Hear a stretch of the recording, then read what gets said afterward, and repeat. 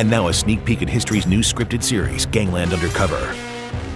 When I first took a deal to become an undercover informant in a biker gang, I did it to save my own skin. But over the next 3 years, putting bad guys away became my personal mission. I saw it as a chance to make amends for my past mistakes. But I paid a heavy price. I'm Charles Falco, and this is my story.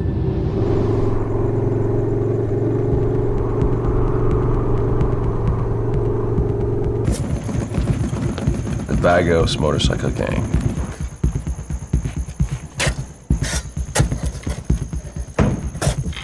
They're 5 times bigger than the Hells Angels in California.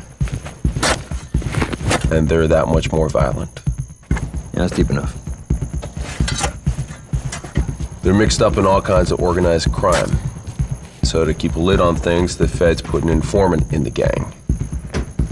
But things didn't go quite as planned. There's one occupational hazard that all informants face: getting found out.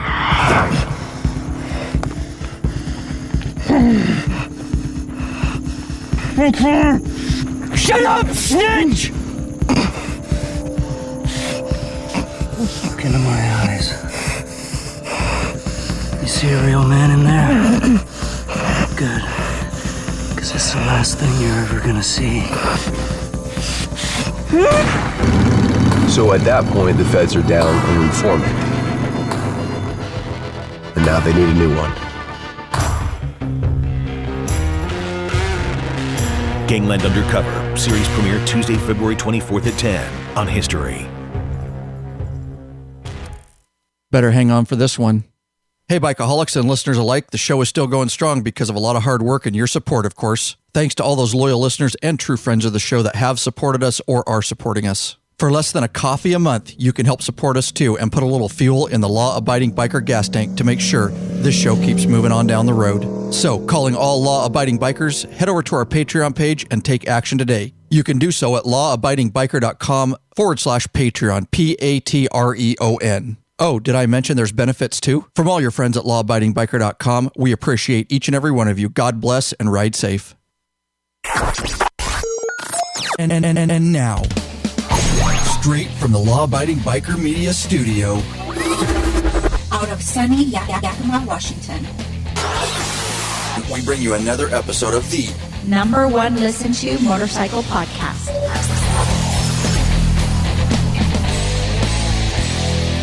We're in your head. We're in your head. We're in your head. We're in your head.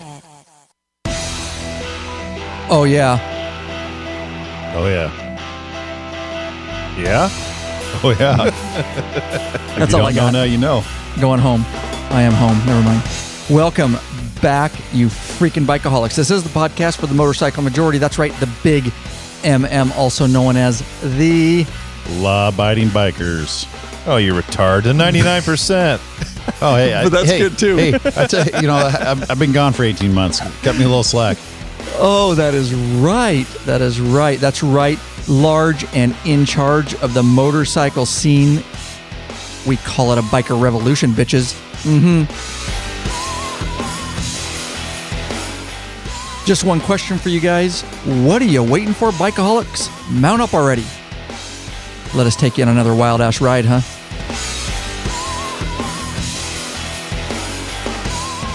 That's right, guys.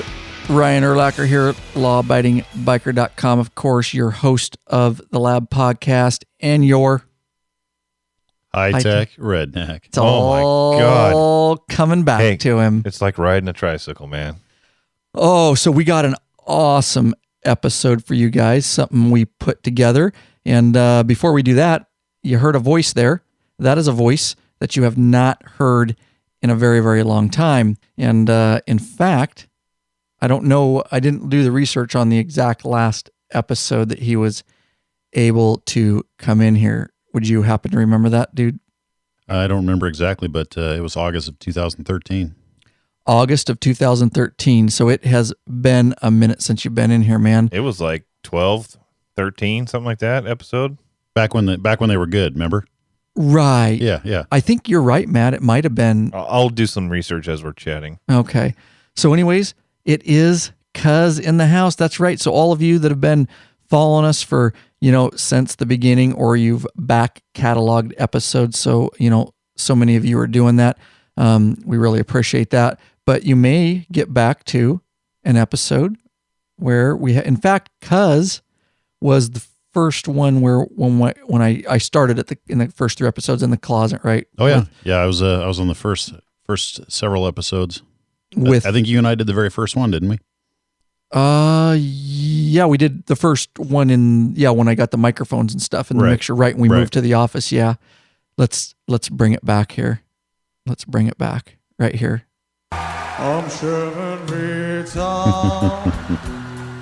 This was your theme song. Does it bring back memories? A little bit. So, Cuz, what have you been up to, buddy? Cuz had to leave because he was very, very busy. We announced that back in the day, and finally had some more free time. Here we go.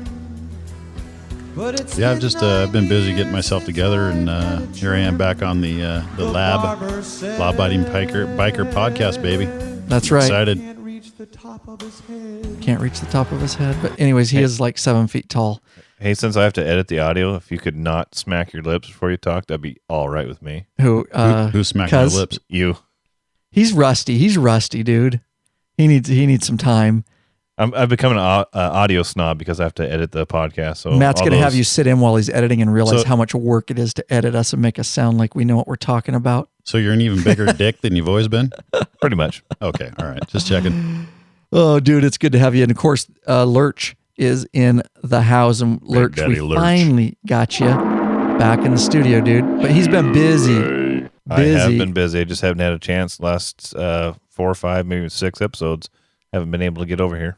Yep, he's been in behind the scenes working hard for Lab Media, doing all the audio editing, and he's doing a bunch of social stuff and all that kind of stuff, guys. So he has been busy, but it's good. It's good to have you back in the studio, buddy. So we do have a main topic today, of course. We'll do a little rundown here. We're going to talk about the new Gangland Undercover series on the History Channel. It's a 6-part series. We're going to dive into that, give you our opinions, some behind the scenes type of stuff that we found out and all that. We did get notified by quite a few people, Matt, because you are in our email inbox a lot, by quite a few different patrons. And I think Matt Pass was the first one to bring it to our attention. And then multiple others have inquired whether we were going to do an episode on it. So we try to bring you guys the content that you want. And that seemed like it was content that was wanted. It was. There were still people that want to know if we were going to cover it like we covered the Sons of Anarchy episodes. Oh yeah, good call.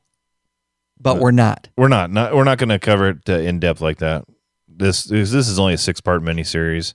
It goes by really quickly. I mean, they could have definitely drug it out, I think, and made a longer show out of it, but it's just not. There's not going to be enough there for us to do individual shows for it. So we're just going to talk about it tonight.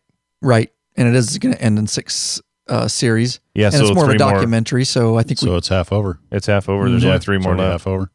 Roger that. And I do feel a little sentimental that Cuz is back in the studio, so I have a little ditty for him. Okay. Are you gonna cry? This is where you belong. Ryan, get your hand off my knee. Welcome home, little buddy. You feel it? I feel it. I feel like I'm in church. Wait. That was I got a little bit of gas. I wasn't. Yeah. There are the days. God, it's so beautiful. All right. Hey, I want to say hey to Greg Gaxiola. And he's giving us a shout out on the chat room here. He is a huge supporter of the show. And last summer when we were in California trip, we actually met up with him and rode with him. Sweet. Awesome guy. He is a patron, huge supporter of the show. And I will say it's because of guys like Greg Gaxiola in our live chat room, listening live. That's lawabidingbiker.com/live. If you're listening to this in podcast format later, of course, we always have the on-demand podcast stuff. But if you ever want to get a hold of the live experience, lawabidingbiker.com/live, and you can listen live, go over there, sign up for the email list over there, the very specific email list. There's right on the right-hand side, and you will on that list, guys, you will only get emails when we go live. And there's a button there. You can just push listen now. When the time comes, it takes you right to our live page. You can chat there. You get it raw. You get, and we had some technical difficulties getting up and going today, and they heard all that. They hung with us, and that's the way all this techie stuff goes. But again, lawabidingbiker.com/live. We really appreciate it. And it's people like Greg Gaxiola that make it possible because they're patrons and they take action, and they want to make sure that the entire world has access to the Law Abiding Biker podcast and all our videos and content. And because of guys like him, we were able to finally get our free standalone app up and running. It is for the Apple App Store, the Google Play Android App Store, the Amazon Kindle App Store. It is free. It's not free behind the scenes. It actually costs us money, guys, to create and maintain. But we use those patron funds, those bikers out there that are so loyal, that pledge a certain amount per piece of content for us at no risk. Of course, they would tell you because they put a cap on it. They get, in the private Facebook group, they get t-shirts, and they get that private Facebook group is probably the coolest thing to interact with these guys. Wouldn't you say there, Lurch? For sure.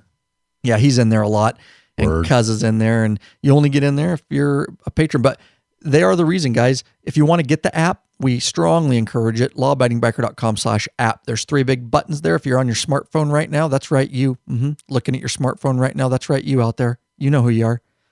Go ahead, push the button, lawabidingbiker.com/app, and there's a Google button. It'll take you right to the App Store. There's an Apple one. It'll take you right, and you can just subscribe or download it right there. We appreciate the comments and the feedback that are coming in on the app, guys. We give it some stars.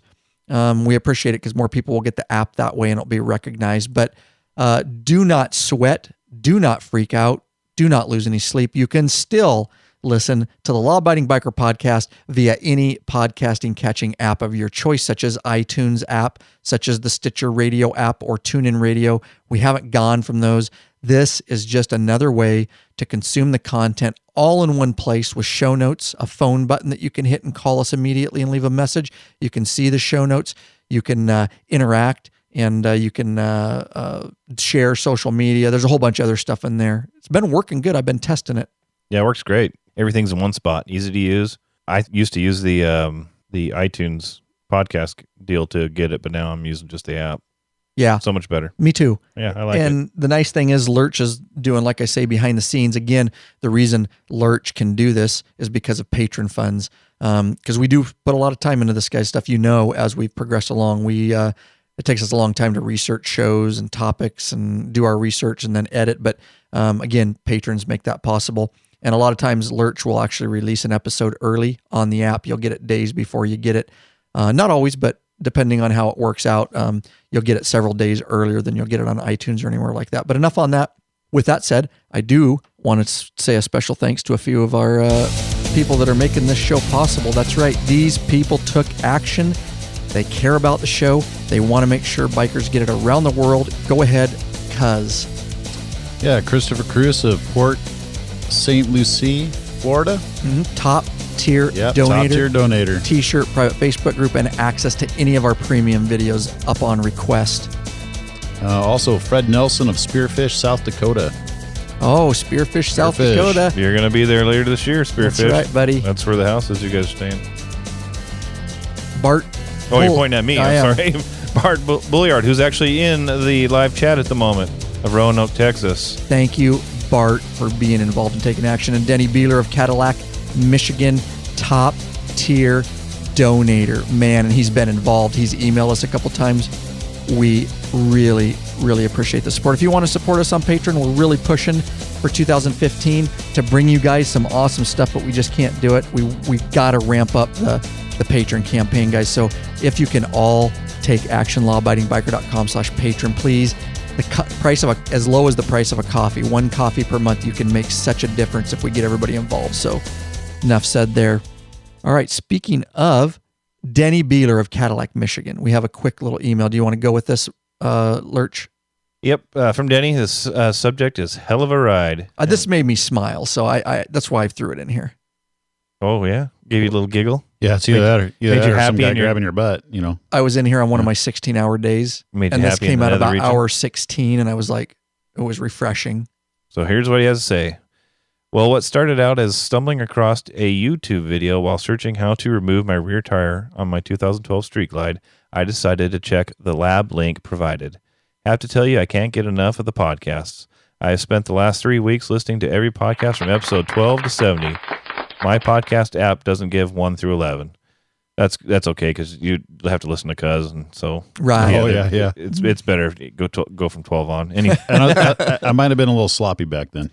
And it says, but it has been an escape from the brutal winter weather and the PMS, which is Parked Motorcycle Syndrome. This is what I laughed at, dude. And it's been a hell of a ride. Yeah. So PMS, Parked Motorcycle Syndrome. That's straight from Denny Beeler, and I've never heard it. I haven't either. Denny, you need to coin that, buddy. I know. I know. We coined it for him. We'll give you There you credit go. for it forever, Denny. We won't steal that from you. But, again, it was one of those. And then he went from there, and we responded, and we got, that's what's great. We talked to all these bikers, and then we talked to him, and the next thing you know, he's signing up as a top-tier patron. I'm like, holy cow, man. That is what we need. Everybody listening, just to take action and man, the stuff we can bring you guys. All right. With that said, we've got a lot of emails and we some voicemails, guys, and don't worry, I save them. The ones that we feel like are, going to make the content, I guess, for an episode. And Lurch knows we've got a lot of them, and we are saving them, and we will start catching up on them in the next few episodes. But with this episode, I do want to tell you real quick. So we will catch up, I guess, on those emails. We'll start throwing some more in. Maybe just do like an episode of all catching up on emails or something, because I don't want you guys to think we ignore them. We do answer on the email, but haven't been on the show, a lot of them yet, but they're coming. All right. Why don't you talk about this, Lurch, because you are just let them know what we got going on here. One of our newest for purchase videos. Premium videos. Mm-hmm. Premium. Oh, I like that. One of our premium videos. Sounds cool. 95% of all our content's free, but we do sell a few of them, the ones that are a little more in depth, and we think that you'll actually get something out of the amount that you pay for it. And it helps finance us to be able to bring all the free videos. So this is one of those premium videos. And if we had enough, on a side note, if we get to a point where we have enough patrons, we can give everything, all the videos for free. But right now we do have to sell some because... and it's very few, just a few of them. Right. But this one is on Cuz's bike, and it's on the Harley Boom speakers and amplifier. It's a mounting of that. Mm-hmm. And so Cuz, talk about your 2012 Road King. We've talked about it on the podcast on prior episodes because we've been doing a bunch of projects on it. 2012 Road King. Yeah, we took it from old man geezer bike to yes, sir. Very nice. It did a lot of good work, especially you two. Big shout out for that. Tell us about these Boom audio speakers that we put on your bike. I guess the kit real quick, and then I want you to give us your opinion of them. The Boom audio system that we're talking about is a Harley-Davidson brand, Boom Audio. There are other companies that make it. We're going to test some other systems eventually. But for a 2012 Road King, there's no fairing, but he wants tunes. And so they're speakers, and they also have an amp with them, and they mount to your handlebars. And of course, they face back at you. You can get them in chrome or black. Harley-Davidson sells them. What was the price point on that with the wiring kit? Because we had to get a service relay kit with it. I don't know the exact price. I don't remember exactly, but it was around $400. Okay. Yeah, it was. No, it's not cheap, but you got to pay to have your music.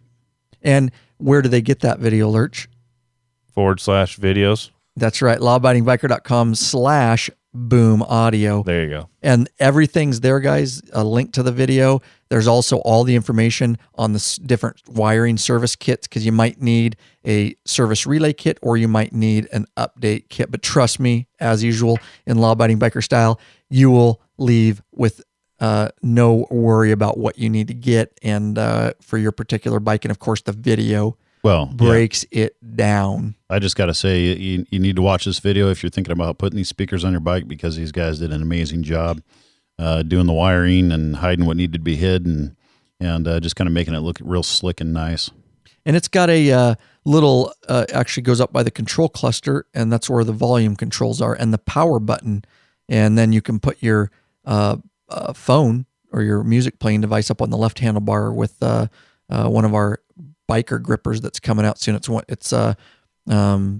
We actually haven't announced it, but it's a cell phone motorcycle mount. It's pretty badass. and we put that up there, and they will be available to you guys coming up. That was my soon. It's going to have our new product logo on it. Yes, it's going to be nice. It's going to be our first product. Yep. A couple weekends ago was my first experience with that particular mount, and I was very impressed. Phone didn't move at all, just was in there solid. I was very happy, very impressed with it. What did you now you're running he's running a windshield when you're going on longer rides. Yep. But what about just overall speaker volume and stuff like that? Break that down. Well, just being completely honest, it's great if you're cruising around town, but as soon as you get 50 or over, it's a little bit hard to hear, to be honest. Okay. Me personally, I'd like a little bit more volume. You know, if I keep this bike for a while, I'm probably going to look into the saddlebag speakers. Oh, in addition to? In addition to, because I need more volume behind me, or, you know, especially when I'm, you know, as a group, we like to ride tight and close, and the exhaust is right there. So, I didn't have the kind of volume like I did on my 2011 Road Glide. So overall, I get it, going down at 70 plus 75, 80 on the freeway. Does it drown it out completely or just mostly? Not completely, just mostly. Yeah. Okay. For the listeners out there, is it still, in your opinion, because you can't hear them around town, it does give you some tunes because you don't have a fairing. Is it still worth getting them? Yeah, absolutely. All right. I like it. Yeah. Like I said, unless there was a couple points there where we backed off from each other and whatnot. And, you know, even at 60, 65, you hear a good volume. But, you know, when you're riding tight and close and you got a lot of exhaust, you know, a lot of muffler sound and everything else like that. And even my Street Glide does that with the built-in boom. Yeah. But definitely worth the purchase. And of course, definitely worth watching the video and seeing it installed properly and well. Yeah, awesome, man. I appreciate that. Yeah, we spent a lot of time on that, and that was our first install job on those. But Lurch, you are the guy that did it. I filmed it. I was behind the camera that whole time, and you really made that happen. So good work, buddy. That was another long day. Thank you. Master technician right there. Yeah. I'm curious. He's got to be good at something. Do those rear lid speakers, or what the hell you call them? Saddlebag lid speakers. Does that work together with that kit that you already have? Indeed, yeah. Yes, it's an add-on. Interesting. Add-on comes with its own amplifier. Oh. Goes in the saddlebag. You lose a little bit of saddlebag room. Yeah, I don't know. But it makes a big difference. All right, well, I guess we'll find out, right? Absolutely. Yeah, I can't wait. And of course, we'll do a video on that too. But we've got a lot of videos. You guys that follow and are on the email list, lawabidingbiker.com/email club, get on it because I've been sending it out. I just pumped out 3 more free videos. We don't have time to talk about those today, but let's get into our main topic here. And that is, we're covering the new Gangland Undercover History Channel series, premieres February 24th, which has already come and gone. And I believe they are on episode 3 now, and I'm all caught up, right? Yeah. Mm-hmm. Yep. On the History Channel, you guys can get this show for free. Head over to and again, show notes, guys, lawabidingbiker.com/ and the episode number. The show notes will be there with links and videos and stuff like that. But it is about an informant who infiltrated the Vagos. These are all 1%er clubs: Vagos, Mongols, and the Outlaws. And, you know, if you want, you can get it free over there. And that's where I've been watching it to catch up. I DVR it too, but a lot of times I've just been going to their channel online and catching up there. Yeah, I was actually watching on TV, but then you sent us that link, and I was at the gym the other day running, and I just picked it up and started watching it while I was running. Perfect. So when I got home, I just pulled it up and finished out the show. But it is nice that they've got that link there. You can watch it on your phone while you're I watch at it on the gym. lunch. Yeah. Mm-hmm. Absolutely. All right. And why don't you start out with Lurch? Why don't you just give an overview? Because there are a lot of the community out there that is not watching this show, and tell them an overview of kind of what's going on here with this guy. It follows Charles Falco from 2003 to 2006. It's a 3-year undercover deal with the Vagos Motorcycle Club. His name is Ashley Charles Wyatt, but he is also known as Charles Falco. Falco's the name he used when he was doing his, I shouldn't say undercover, really. I mean, and that's what he uses on his books and stuff too. Yeah, that's his undercover name. But he's not a police officer. He was a meth dealer. Meth cook, big time meth cook though. Yeah, he was making tons and tons of money. No street dealer, like $100,000 a month or something. Yeah, but he was tasting his own product and got sideways. Ooh, can't taste your own product. No. That ain't no well, it depends on the industry, and I think depends on the product. If you're in porn, depends on if you're in porn, is that all right? Yeah, just saying. I know where you're going with that. Yeah, you know where I was going. I've known you long enough. Yeah. So he gets pinched, and he's looking at doing 20 years. That one? Sorry. I heard that, I had to stop talking, so I would cover it up. Go ahead. So he's looking at going away for a long time, and he ends up infiltrating the Vagos. It was part of his deal to get out of prison. Do you remember how long he was looking at? 20 right? years. Yeah. 20 plus years. And that's federal time. You don't get good behavior. If you do, it's very minimal. You're going to do pretty much all that 20 years. So he's looking a hard time, didn't want to do it. And when he infiltrated the Vagos, he didn't even know how to ride a motorcycle. Yes. He was just a good preppy guy. He's just good at lying. He's a shit talker and was able to kind of work his way in there. So it follows his experience with that. And it's very accelerated. So like the first episode's him getting busted and hanging around and doing his hang around status and getting to know the club. And the second episode's his probationary period.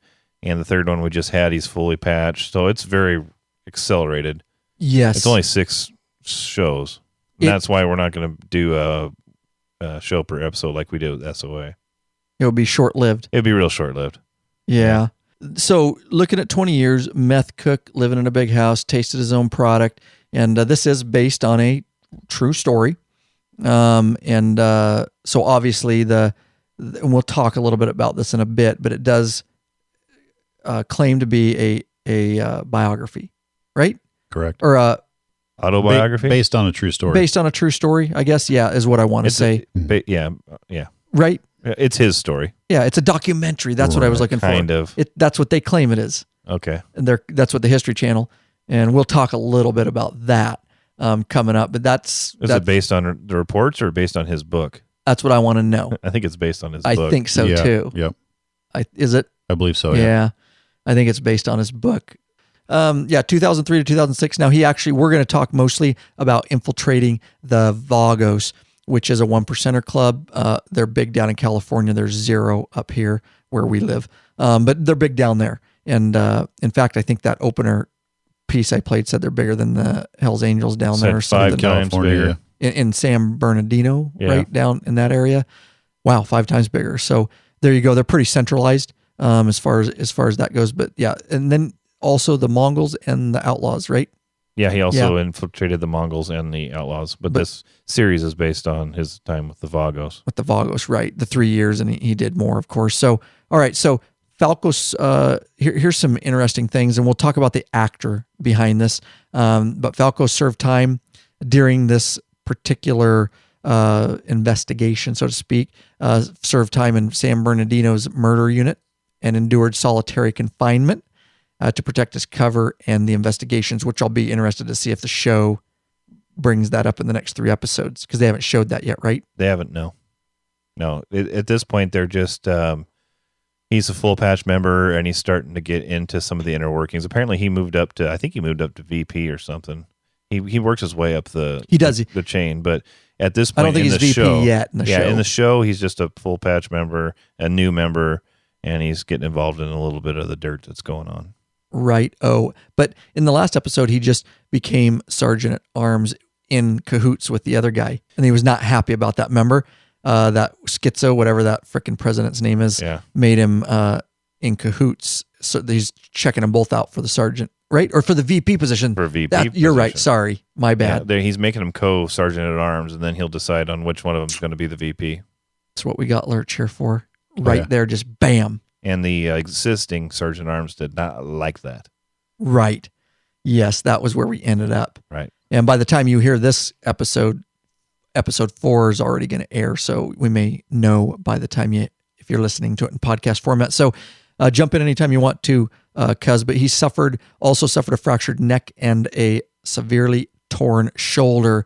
So at some point, I suppose we're going to see him wreck. Yeah, from what I read, he got tossed from his bike at some point during this. Fractured neck. That's no bueno. That means he went off and slid and hit something, probably. Unless it was just him hitting the ground.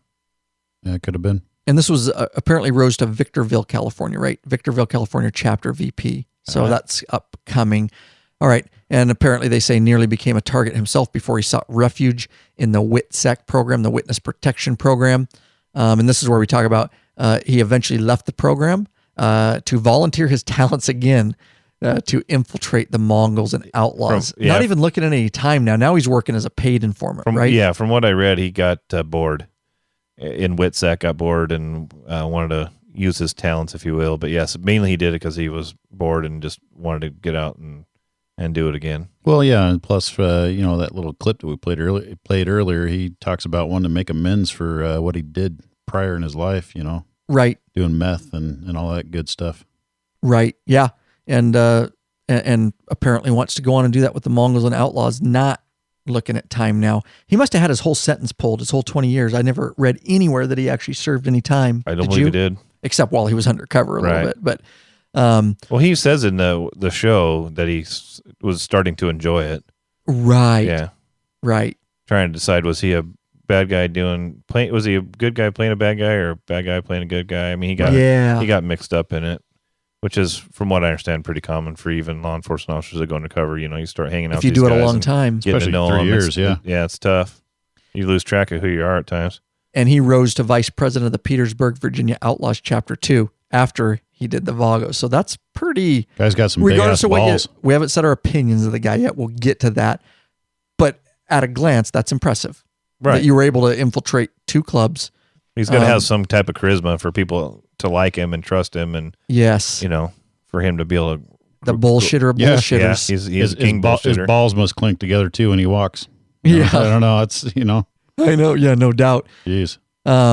So infiltrated. Yeah. So total, when he's done with the Vagos, with the Mongols, with the outlaws, they say total of 62 arrests. Nice. And some as high as murder. That he was an informant for. So, all right, let's talk about, before, should we get into the actors first and then start talking about the, our opinions, or do you want to hit our... However you want to roll. You're the big dog around here. Let's talk about the main actor, Damon Runyon. And I never heard, and here's what I'll say about the episode. I will dive into a little bit about the History Channel. Now, I'm used to the History Channel being about history. And, the World War II movies, right? And it's a documentary. Got all kinds of good shows on History Channel. They do. Oh, yeah. But I will get to the point of, if you guys want to watch it, I suggest watching it. That would be my take. It's interesting. It entertains me. I'm not so sure that it's outside the realm now of the History Channel is what I'm seeing. It's Hollywooded up bad. You've got professional actors doing a documentary now. It's not a documentary. You call it whatever you want. It's not. It might be based on true facts, but it's not a documentary. You get what I'm laying down? Yeah, I'm picking up what you're putting down. Yeah, money. It's all about money. Money makes the world go around, right? Yeah. They do Gangland when they actually have raw footage. And thank you. They talk. Right. They talk with ex-members. They talk with police officers. They use reports and stuff. I mean, that's a documentary when they're talking about one of these clubs. That's a documentary. This is entertainment. It may be based on true facts, but it's not a documentary. Right. And it's mildly entertaining. It's somewhere in there between the Sons of Anarchy, which is total fiction, and Gangland, which is based on actual events. So it's somewhere in between the two. I don't know. It's kind of blurred in my opinion. I agree. It's trying to fill the empty slot that SOA left. Those sons of bitches. Yeah, either do a fictional story and just make another Sons of Anarchy, or do a freaking documentary. I'm not saying I don't enjoy it. They actually did, from the perspective of how they put the show together. It's filmed well. Yeah, it's put together well. And they've got him talking, and it goes back. It's got great shots. It's got great cinematography. It's got all the things of a good movie, the professional acting. That's a great show. But it's hard for me to think it's a true documentary when you have all that going on. No, it's based on true facts. I wouldn't call it a documentary. Right. I don't know how, if there's somebody in the chat room, if you've read the actual book, because there is a book, and in the show notes we have an Amazon link. If you would like to get the Amazon link to purchase the book, it helps us out a little bit. We get no additional cost to you. We get a small kickback though. It's one of our affiliate links. But there is a book. I don't know if I'll ever have time to read it. Being busy right now, but there is a book. So I'm curious how close it follows the book. So if you're in the chat room and you've read it, let us know what your thoughts so far of how closely it follows the book. But so I will say, if you're going into it and you haven't watched it, I say take the time to watch it. It is good. Take it for what it is, though. I can't tell you, like Lurch says, that it's 100% documentary. It's very Hollywooded up, but it's done well, as long as you go into it with that understanding. And you're right, Lurch, as far as he was not a motorcycle guy. I have that here. His wife, this actor, getting back into this Damon Runyon, who I was not familiar with at all. He plays Charles Falco. Yeah, Falco wasn't a motorcycle guy. He didn't even know how to ride a bike. Right. And on top of it, either is the actor. Right. Okay. And so I'm putting two. That actually probably makes, that gives it some validity, or his acting anyways, when he's talking about not knowing how to ride a bike and playing a guy that doesn't know how. He legitimately didn't. So I guess his wife got pissed at him. She was not pleased because he's going to be crazy and ride motorcycles, right? Because he was going to go down and get a motorcycle. She'll get over it. Preppy boy actor was going to go get a motorcycle, and it's better to ask for forgiveness and permission, in my opinion. Get your balls out of her purse. Yeah, time to pick them up. There you go. That's one for me. Anyways, this main act. Have you guys seen this guy anywhere before? No. I had never seen him before this. And here he is, Damon Runyon biography. Let's look a little bit at him and then we'll move on. We won't get too involved with this, but is an actor and director known for Cheaper by the Dozen, 2. I saw that movie with my kids, but I can't say that I remembered exactly which part he played. And then Cassidy, 2012. No idea. Okay. And One Star Christmas, 2014. One Starry Christmas. Nope, don't know. Nope. Let's see what else we got going on here. Either. There's not a lot about him on... Yeah, here we go. Here's his Gangland Undercover TV miniseries stuff. Anyways, not a lot on him. So, they've got actors, but they didn't get any huge names. But this might, I guess Cheaper by the Dozen wasn't a terrible. There you go. You ever see that movie? No. Yeah. No. Yeah, you can tell I got kids. Yeah, I don't have kids. I've watched Barbie movies and I got nothing anymore. But we're not judging you. Right. Let's view his resume and see what he's got on his resume. Anything? Ooh, Pinnacle Public Relations. Okay. Yeah. No, he doesn't really have a lot on there. But anyways, what do you think overall about him and his portrayal of Charles Falco? What's your first? Go roundhouse. Go. Solid. What do you mean by that? To me, it seems like he's doing a pretty good job. Acting. Yeah. Lurch. Yeah, I'm fine with it. I don't care one way or the other. I think he does a fine job acting, but I don't like how that's the one thing I'll say about the show. And maybe they're trying to do that on purpose to follow the book or the true life of Charles Falco. But he seems like kind of a preppy biker. He doesn't look even the part when he's riding his motorcycle with his aviators. He doesn't look like a biker. He's got, I don't know, dude. Well, I'm having troubles with it. I'm having troubles with it. Look at the picture right there of him. Well, that's what I'm saying. Yeah. Couldn't they have grown a beard while he was undercover or something, for God's sakes? Anything? Yeah, whatever. Anyone? I don't care. Well, you're talking to Lurch over there. The guy he got like 6 hairs on his face. I mean, come on. He has nothing to say about growing a beard. He doesn't look like the rest of the guys. Yeah. That are, That's what I'm saying. True. So Yeah. I'm having troubles. It's interesting that you say that. I agree with you, but when I'm watching it, I didn't have that thought. I didn't think about it. I didn't either till now. Thanks a lot. Now the show's shit. Yeah, I don't know. Okay, now I'm watching some preppy a-hole ride around on a motorcycle. Thanks a lot. That's what I do. That's what I'm here for, buddy. Shatter things. Did you notice that the bike they gave him, the seized bike that he took into the shop, and one of the old guys in the club turns around and fixes it, supposedly?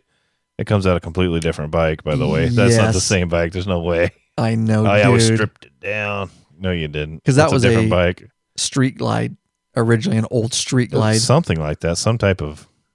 No, his original bike was a Street Glide. Oh, well, you know what though? That bike that he's riding, that's a stripped down Street Glide. You can tell because the tank, the center console type stuff is stripped off. I mean, it's I think legitimate. it is. I mean, there's no speedometer or nothing on it. That is a stripped down. I think Street it is, Glide. Lurch. You think so? Yeah, absolutely. I didn't even look like the same bike to me. I know my well, bikes. It's not. But he stripped the fairings off of it and put apes on it. I mean, if you did that to our Street Glide, it looks like a different bike. All right. Yeah, do you really think somebody did that work to make it the same bike? No, they brought in a different one. Well, of course, for the set. Well, Thank you. now. Thank you. And I rest my case. And then the naked guy. Yeah, what's he up likes with to that? work naked. Yeah, You know what? I got respect for that. I like to work I naked can myself. see you doing Yeah, that, naked dude. welding. I don't Yeah. know if that's a good idea. That's probably not a good idea, but there's nothing wrong with being naked, enjoying your freedom. Mm-hmm. Whatever. Well, Hey, come on, Ryan. I know. You know you're there. Oh, I know. Yeah, I would Come too. on, we got admit photos. it. We got photos. I admit it. Yeah. I can be a nudist at times. Yeah, huh? I'm not too proud. That's for sure. But that's just the one problem I had with that particular. Not saying he does a bad job acting, but anyways, he did train himself. Went down and got a motorcycle and started getting into that. However much as an actor you get into that lifestyle to play the part, because apparently in it is lower budget. I mean, if you look at it, it's a History Channel. It's not a Hollywood, movie production. So they do probably having him ride more than they would a typical, actor that's known. They probably not have them ride as much, but apparently he's doing some riding. So, and he is, anyways, he's, there you go, Damon Runyon. So we'll be looking for him to play in other stuff. All right. So what do you know about Paulino Nunez, the chapter president, Schizo? Yeah, about as much as I knew about the other guy. Yeah. You want to run that for us too? I've never seen him on. Yeah, I've never seen him on anything. Nope. So Paulino Nunez, and I don't know of him either, but he looks a little different here. He's a little bit older. We're on IMDb, of course. He was born April 27th, 68.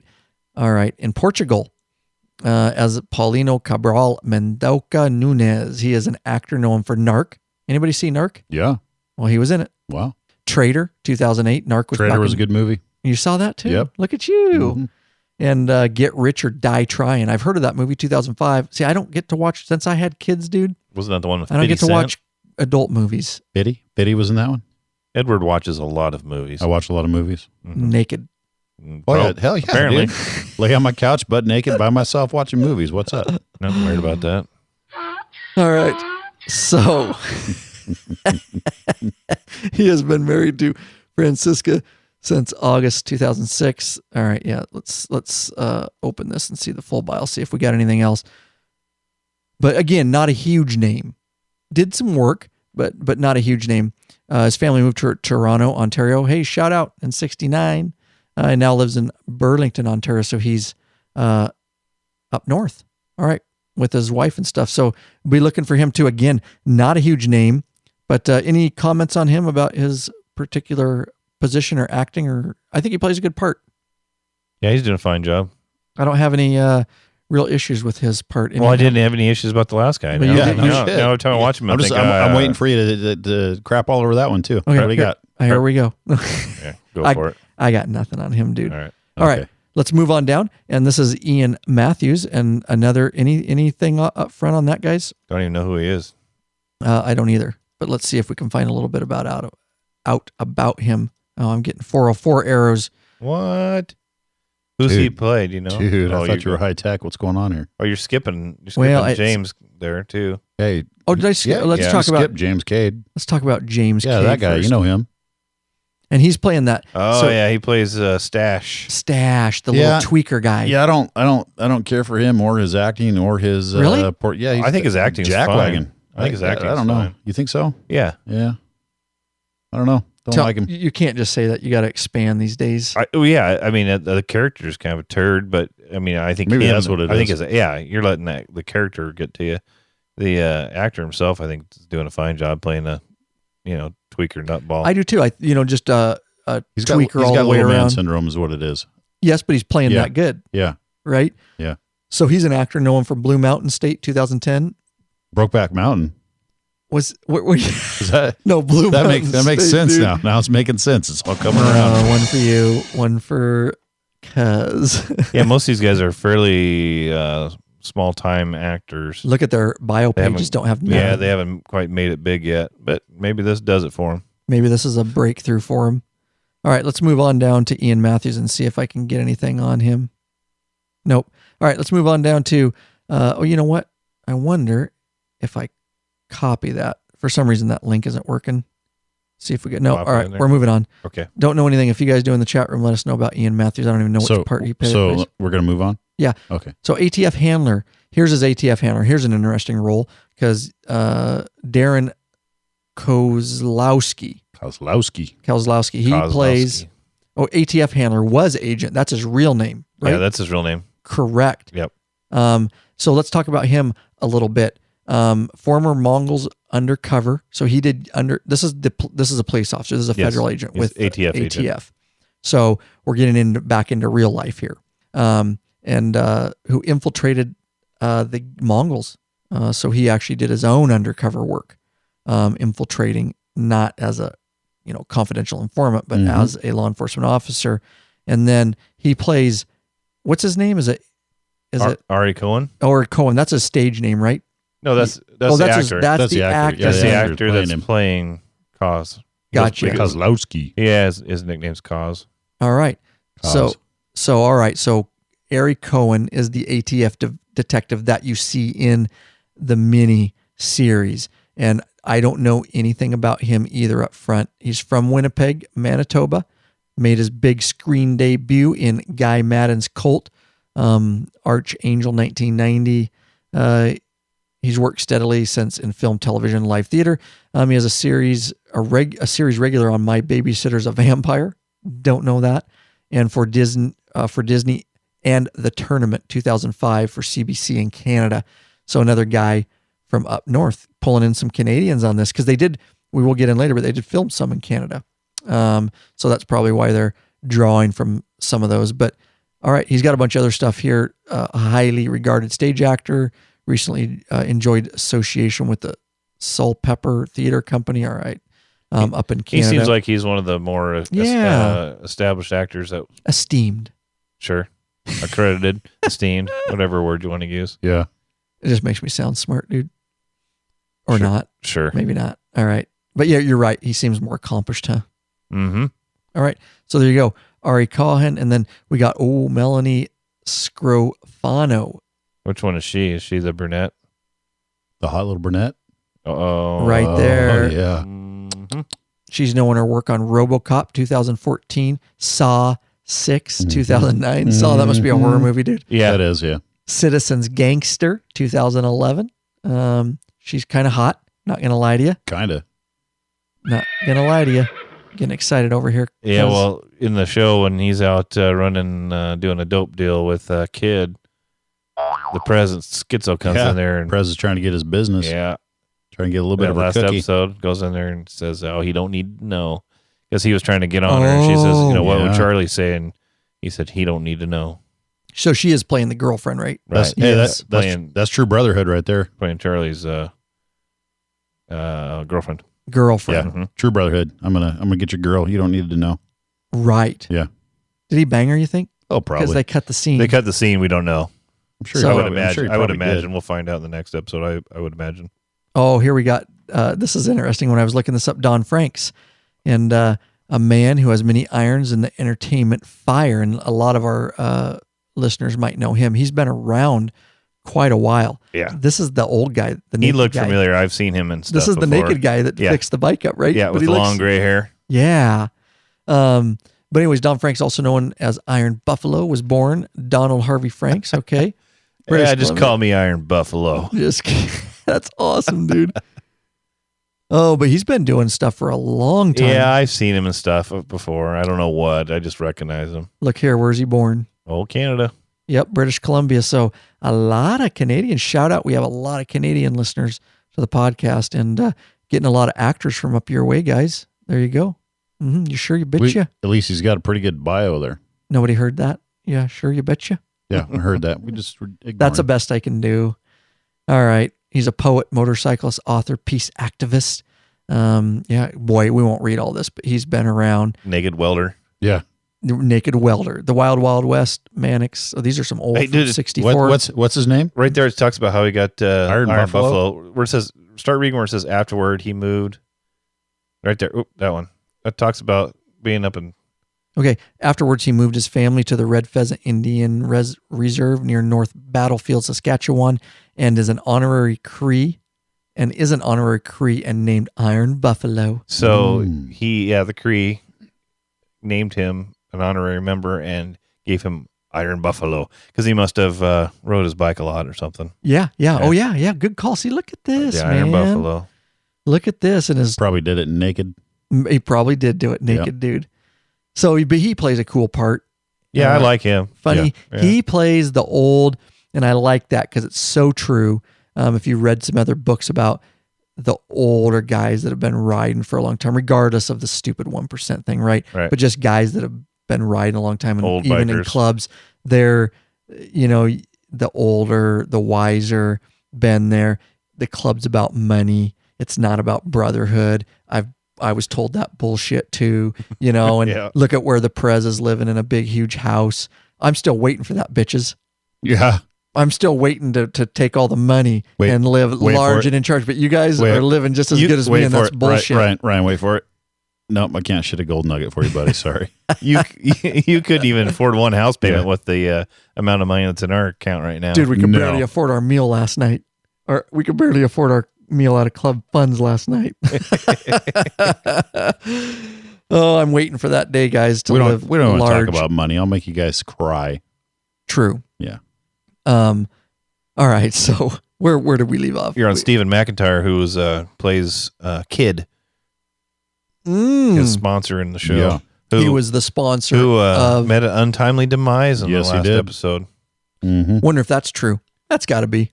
Well, if they followed the book. Yeah, probably. Or the story that he actually died. Because they got robbed, right? Yeah, they got And then robbed. Tried to chase him down on his... Whacked on the head, bleeding out. They got ripped on a dope deal. Yep. And kind of lost control. You probably, out. if you don't know how to ride good, you probably shouldn't be chasing people. Probably shouldn't. Especially being whacked in the head. Right. I think, that's the thing. I think he went out. Oh, you think he passed out from being in on the hill? When I watched it, that's what I got out of that, was he passed out and then went off the road. And he lost consciousness, I think, yeah. And I will say, even though he's a shithead, not the actor, but he plays a shithead, I was kind of hoping he would retire on that beach. Yeah. In Mexico or wherever it was. I was kind of like, fuck that shit, dude. If a shithead gets to retire on a beach, so do I. I know, dude. Screw that. But my heart, Ed. Yeah, take that heart and shove it up your ass. Yeah, you want the guy I don't know what you got going on here. Just listen. All right. I'm going to use go ahead. The duality of man. I'm going to use it again. Thank you. This guy, he's in a boy. 1% club, but he wants to get out. He's like, screw this. I don't want to get out of here. Here's my... Now, of course, he's going about it all wrong. He's going to go do a dope deal to get his money. His hard-earned drug money. Yeah. But he wants to get out, and he wants to give that little gal he's got a second chance because she's a good girl. Second chance. He just wants a sweet piece of tang. Yes, he does. Yeah. It took me away in my television moment. The guy that doesn't like shitheads came out of me, and I was like, maybe deep down he's a good guy, and he just got mixed up with the wrong bunch of guys. And see, that's good. That's good. Good directing, a good show. They make you get invested in the character. I will then he admit dies. Then he dies, just straight up, dude. Mm-hmm. Did either one of you guys shed a tear for that? No. Okay. No. All right, just checking. I didn't. But thought maybe I was on the wrong show here. But I will say, when he died, I was like, shit, he doesn't get to go to Mexico. Then I was like, he's a shithead. But for a second. Yeah. We need to go to Mexico. Right. Yeah. For a second, it got me. All right. So here again, not a huge name. Stephen Eric McIntyre we're talking about. Here's just some quick work of his. High Life 2009, Fearix 2003, The Lookout 2007. Yeah, I've never seen him before. No. Me neither. But he's got the biker beard. Yeah. Oh, yeah. He's playing the part good, dude. All right. So inside, here, this is a video we should play. I got notes here. I think we should check this out. Oh, yeah. Let's play this video, and then let's talk about this a little bit. Okay. His story is unbelievable. A lucrative young drug dealer who became an addict and gets busted. Then he works undercover, not once, but with 3 different outlaw biker gangs. Chris Blatchford in this Fox 11 Investigates reports on the infiltrator. It's deceivingly quiet as heavily armed ATF agents sneak up on a house in rural Maine, ready to arrest a wanted hitman. He's ready too. More than 24 rounds are fired. An agent takes a bullet in his protective vest. And inside, Thomas Maine, an enforcer for the Outlaws motorcycle club known as Tomcat, is dead. Charles Falco knew Tomcat. And he had told me and one of the undercover ATF agents that he was going to die in a shootout. Falco worked undercover for nearly 5 years as a biker gang infiltrator. And this is his story. Yeah, wasn't a good guy. In the 1990s, He was making $50,000 a month working as a drug dealer for Bulgarian mobsters. He eventually became addicted to meth. Hit rock bottom, was suicidal, didn't want to live anymore. Then he got busted. And looking at 20 years in prison, he agreed to work the streets as a DEA informant for 2 years.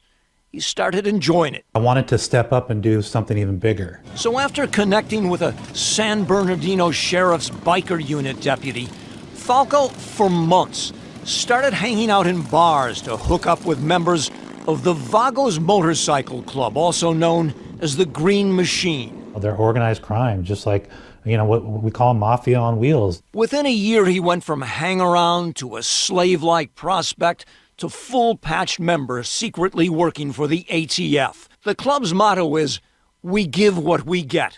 And Falco knew what he'd get if exposed as an infiltrator. Beat until you were half dead, and then they'd put a bullet in your head and, bury you out in the desert. Falco picked up the nickname Quick Draw because he was fast with his fists. There were fights every week. They're kind of a violent fraternity that is doing violent acts for no reason. At a 2005 biker run here in Kona, Hawaii, Falco is here, standing next to Ryan Rhino Matheson, who was involved in the 2004 murder of James Gavin, known as Little Jimmy. 2 masked men, including Rhino, invaded this Apple Valley house looking for drugs and money. Little Jimmy was shot and killed when he ran. The triggerman was accomplice Daniel Foreman, a Vago enforcer known as Twist, who has 22, a Vago symbol, tattooed on his neck. He is a big-time meth head, very paranoid. Usually when he comes to the door, he's pointing a gun at you like this. But Falco walks to Twist's front door carrying a hidden tape recorder and gets a confession. Bro, that wasn't my first rodeo, you know what I mean? I operate like a machine, dude, when I'm doing this. Yeah, was this one? I just had a good shot, man. Falco, seen here in the midst of Vagos at a hangout in Hesperia, recorded 2.5 years of crimes.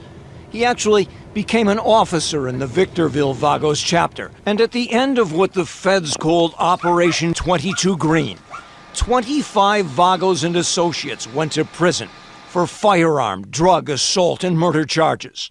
Falco, for a year, then disappeared into the witness protection program in Virginia, working as a mechanic. I started to miss doing something that I thought was important. So again, with the ATF's blessing, in 2008 he joined as a prospect 2 agents who were already infiltrating another biker gang, the Mongols.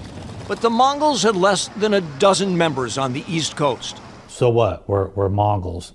No one cared. But the Outlaws, the world's second largest biker gang and always interested in expanding, was courting their Mongol chapter. So in December of 2008, we said, why don't we become outlaws? To earn their outlaw colors, for 6 months they had to prospect all over again. Falco says it was brutal. They punish you by beating you up. But in 2009, Falco, as chapter vice president, and 3 undercover ATF agents finally were able to set up their own outlaw clubhouse outside Richmond, Virginia. And it was scary and dangerous. Not only were we, again, worrying about, being found out by the outlaws, but we were being hunted the whole time by Hell's Angels. In February of 2010, outlaw Joseph Hojo Ferriolo was assassinated outside his Hamden, Connecticut tattoo parlor, presumably shot dead by Hell's Angels. I'm having to check for car bombs. In October of 2009, outside this entrance to a Hell's Angels clubhouse in upstate Maine, an outlaw hit team ambushed Angel Gary Watson.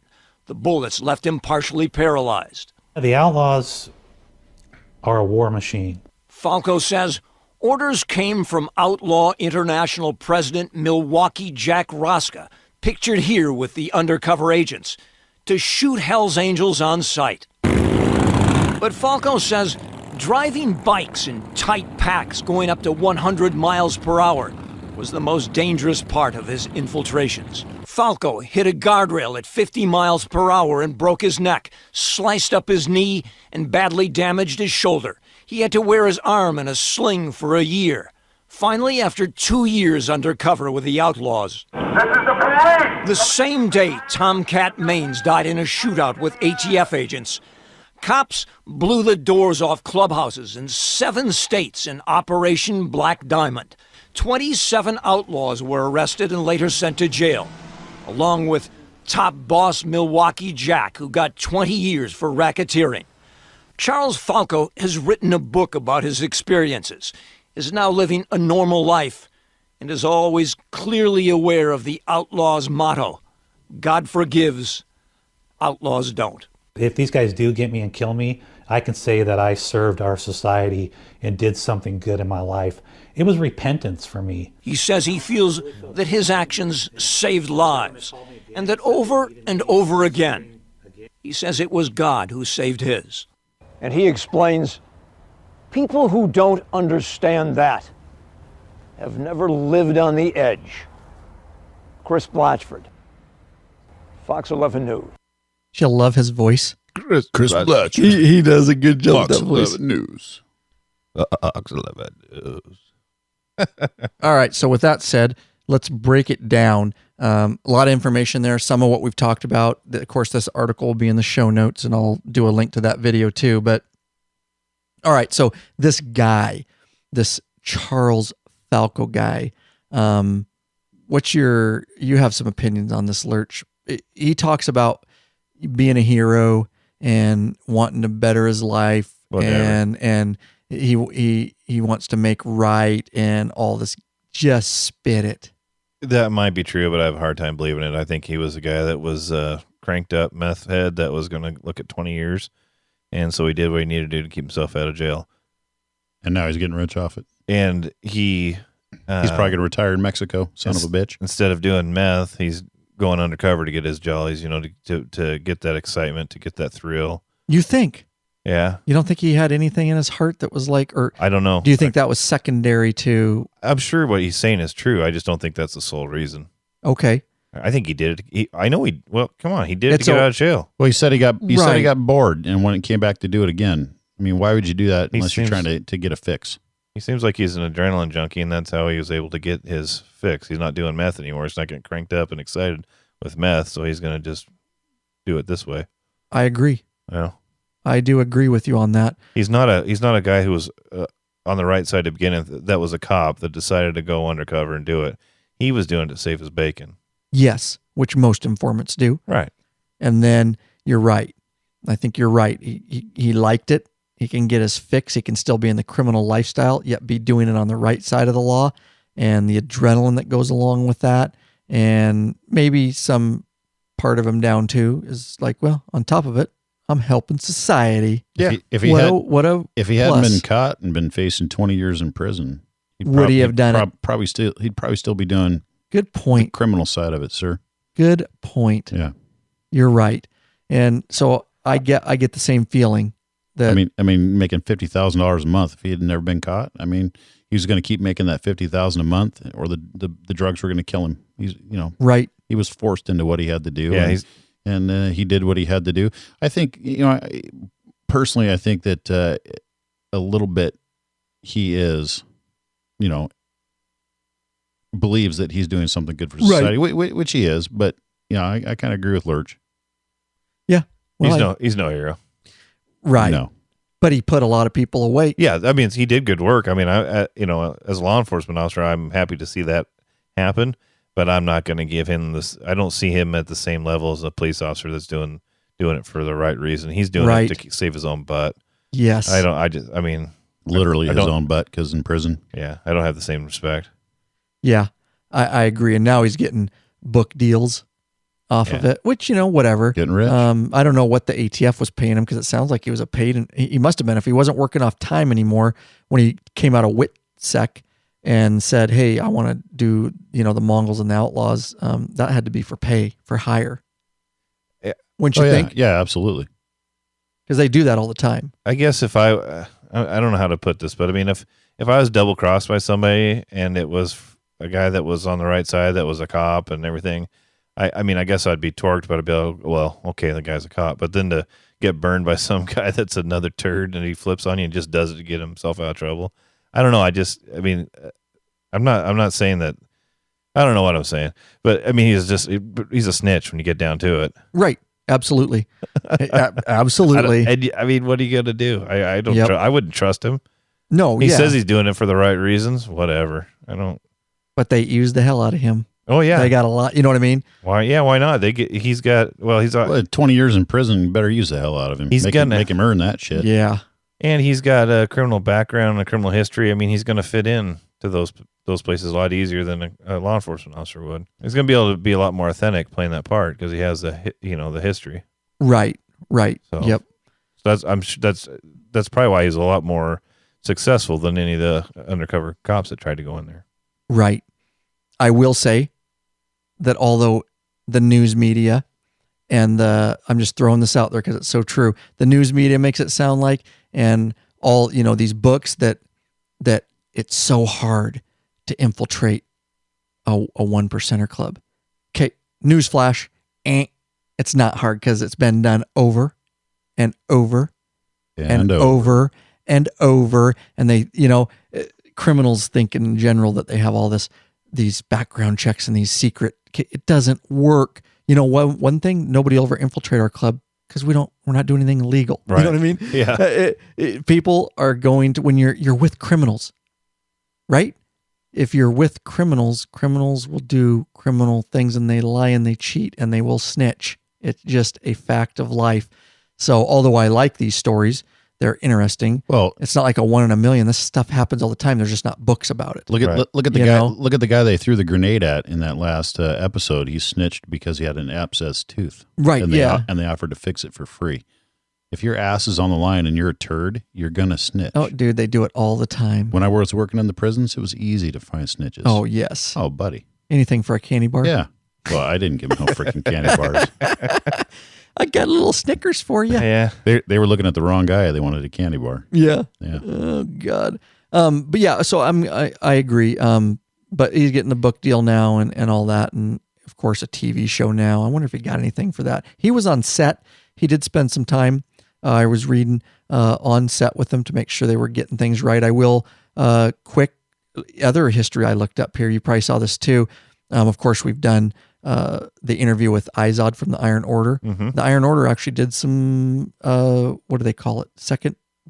Not behind the scenes, were but they extras? Extras did some of the stunt writing and stuff. Yes. Yeah. So they were using them, not in obviously their law-abiding biker cuts or whatever, but I don't remember what they were in, but they did some of that behind the scenes type of stuff. So that was I pulled that up on a few little searches there, but all right. So what are you guys saying overall? Is this a must watch for the audience? It's entertaining. So, yeah. Like I said, it's mildly entertaining. It's a decent show, Right. So what are you telling the audience if they're listening right now and they haven't? I'd say if you buckled down, I'd say if you had something good to do and you had that or the show to watch, go do what you need to do. That's just me. It's not a major investment. It's six episodes. You could DVR it and watch it in a rainy afternoon. There you go. And the reason we're watching it is because we have to report on it to you guys. Yeah, because our audience mentioned it to us and they wanted us to cover it, and so we're doing that for them. Exactly. We had not watched it. No. I didn't. Links were sent to me. And for you guys, and we're making notes, and we dug into Falco's background here. And but yeah, they're filming it. A couple notes, and we'll get out of here. But filming it in Toronto and Arizona, so Toronto, Canada, right, and Arizona, and so those are the two places you're going to see scenery from. Probably they got the Canadian actors up there too. Falco was on hand to assist. All right, and we already talked about the IO, and yeah, and it looks like they're wearing authentic Vagos cuts. The actors. Yes. I don't know if if I'm an actor, I don't know if I'd sign on for that. They don't even know, dude. Actors. They don't even freaking know what they're doing the show and they still don't know what a 1%er. You know what I mean? They just get in the role, right? Yeah, I don't know. I mean, we understand what it is, but I don't think regular actors are like, oh, that's cool. Yeah. Anyways, what my fucking storyline? Where do I read and what do I say? First of all, they don't give a shit about biker gangs. It's kind of a nobody acting crew, and they're getting paid. So hell, Right. Why not? Why not wear the cut? Hey, this is cool. I don't think your Hollywood actor really understands what a three-piece, you know what I mean? Well, I'm glad you said that, because this is a two-piece, by the way. So they say that only 1% clubs wear three-piece patches. I didn't even notice that. Yeah, Vagos is a two-piece. If you look at it, the Vagos and their center design is all one patch, and then they got their state rocket underneath. There's a couple that are only two-piece patches, and that's one of them. So very interesting. Yep, you're right. Look at that. Yep, that's all one piece, and then they have their state rocker underneath. But they're a 1% club, so that's interesting, isn't it? That's very interesting. Never noticed that because guess I don't really care. But yeah, that is a good point, Lurch. Good point. All right, and I will tell you guys, the reason we're covering this is because of you guys. In no way are we covering it because it's a show or a 1% or anything like that. Obviously, we don't promote any of that. We actually promote the fact that many of them went to jail. And it does show the ridiculousness, which I like, the old biker, like I said, the old guy about, you see some of that coming out where he's like, you have no idea. This is about money. This club used to be about a club. And really, I think way back in the day, they were more about that, Probably. And now it's just about, the activity and stuff. So that's why we're covering it, guys. But all right, let's, anything you guys want to say that we didn't cover that you want to cover? It seems that right now there's almost a genre in TV. Oh yes, for biker culture, and Sons of Anarchy was hot, and all of a sudden this comes out of the woodwork. I don't know if they're probably working on it while SOA was out and about, and then they probably kept it in the can until that went off, and then they threw it out there. But it seems like right now it's good for us as bikers. It seems that there's a lot good for the podcast. I guess it seems like there's a lot of biker related TV shows and maybe some movies here. Yes. All right, let's. I got one thing to say. No, please do. Yeah, I'm glad that son of a bitch didn't make it to Mexico. All right. I got no care one way or the other. I don't know the dude. I don't either, dude. I was just being, because I was in the TV moment, man. Yeah. All right, let's cover an email real quick here, and then we'll get out of here, guys, because I want to at least cover one email because we got a lot of them coming in. This is from, why don't you read it here, Lurch? All right.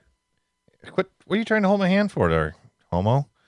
Oh yeah, and then we got to do the GoPro raffle. I wasn't trying to hold your hand. Thank You're you. The homo thinking with the GoPro raffle, we do have to. Let's. Hey Ryan, if I want to hold my brother's hand, can I hold his hand? Let's. No, you can. No, Dad, you can. I don't mind. I'm 40 years old. I don't need another man holding my hand. Yeah, I'm your little brother. Sometimes I need help. Let's skip the email. We'll pull it to the next episode. Let's do the GoPro raffle, guys. We have, if you've been going to lawabidingbiker.com/GoPro, we've been having the raffle over there, and we appreciate each and every one of you that has chosen to support us.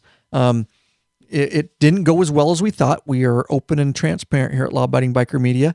It is a GoPro Hero Silver 3. Somebody's going to get it, and we thank every single one of you that took action, because the extra proceeds go right back into the show. Help put a little fuel in the Law Abiding Biker gas tank so we can keep this thing headed on down the road for you.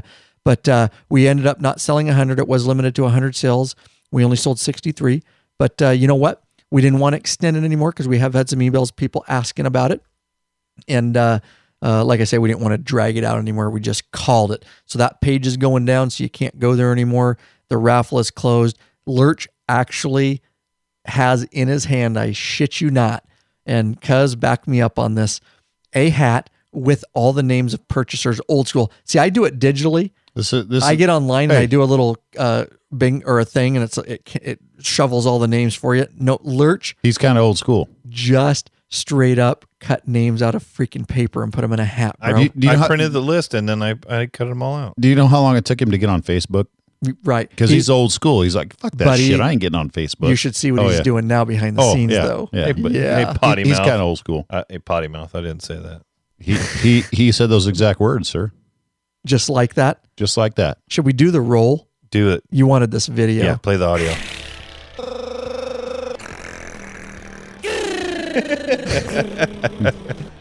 This is the bingo roll. The Wheel of Fortune roll. And I have my hat here with 63 names in it. I'm giving it a good shake. We can hear it in the microphone. Can you hear it? Yep, literally, dude. This is going to be awesome. I'm holding it up over Cuz's head, and his arms are 4 feet long, so I had to hold it pretty high. And don't read it yet. One name out. Don't read it yet. Wait until he's got it in front of him. It's my name. And I do want to thank you guys so much for the support and those of you that came out and actually purchased the $10 ticket. And we hope you find it useful. It is a brand new GoPro Hero 3 silver camera. We're looking for things to do raffles on, guys. So although 63 is pretty good and we appreciate it, if there's other products that you guys think would be a good raffle item, please hit us up. Just go to our contact page and whatnot and let us know, hey, I think it would really, the audience would bite if you raffled this item. Because it is a way that we think it could be useful to help as we keep moving forward to bring a little extra fuel into the tank. So great idea. That said, go ahead. And the winner is Justin Halsall. Justin Halsall, big winner. Halsall. Attaboy. And we don't know off the top of our head where he's from. We'll have to look it up, obviously. Right. We've got it in the right in the app. That, I'm just saying for this purpose. Yeah. Mm-hmm. So, all right, we will be sending him. Congratulations, buddy. And thank you for participating. You will be the happy, proud owner of a brand new Hero 3 Silver GoPro. It's in the box. We're looking at it sitting under the table over there. We'll get your address. We'll send it. We'll also send an email to you. We'll make sure that we get a hold of you and we will ship it down your way. Thank you again to every single one of you that was involved with the GoPro raffle. All the extra money will be going right back in to the law-abiding biker tank. All right, guys. What an episode. Cuz it was good having you back in here. Thanks for being here, buddy. Good being back, brother. Lurch, it was good to hear your voice back on the microphone. Always a pleasure. This is the funnest part about it. You know, we do a lot of behind-the-scenes stuff, but actually getting on the microphone still is my favorite. I agree. Thing. Yep. After all the work of notes and preparing and all that, we got the live audience. Thanks for being in the live audience, guys, and chatting with us. All right, guys. I'm just glad I could bring the talent back, buddy. Oh, baby. Call to action. That's right, guys. Ramping it up. The Patreon thing, you've heard about it. Just do it. Take action. No risk. You can pledge a certain amount for a piece of contact. lawabidingbiker.com/Patreon. PATREON. Don't forget the Lab Podcast hotline phone number 509-731-3548. Leave us a voicemail. We'll get it on an episode if we, if it has the content. All right. Or an internet voicemail right from your computer. Anywhere in the world, it's free right from your microphone on your computer. lawabidingbiker.com/voicemail. Email us, of course, lawabidingbiker.com/contact. That's the page where everything is. All right. Don't forget to get in the free email club. We're sending out a lot of free videos. We're editing them up. We're getting them out to you guys. Everybody that's on that email list knows we send it out. So you have a direct link to the video. lawabidingbiker.com/email club. All right, guys, do not forget to rate us. If you can't help with Patreon or anything like that at this point, at least rate us on iTunes or Stitcher Radio. It makes sure that we bump up in the rankings so that law-abiding bikers around the world can join the biker revolution and have access to this content just like you. So help us out, lawabidingbiker.com/iTunes or /Stitcher Radio. Peace out, guys. Keep the rubber side down. And the shiny side up. Word. We're out like a trout. Yeah, buddy. Off like a prom dress.